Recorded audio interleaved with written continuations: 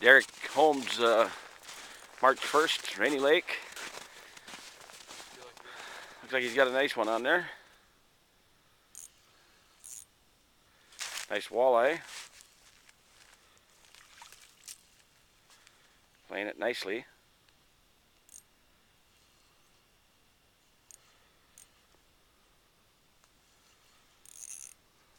Oh, nice. Derek's the store manager there in Pontiac, Michigan at Gander Mountain. You got it? It's a burbot. Oh, ho, ho, ho. Well, they're good eating too. Hey. I said I wanted to catch one of those too. So. Yeah, well, you got that done. Awesome. That's a good eating fish there. That fish came up and off the bottom about 5 times. Yeah. That's awesome.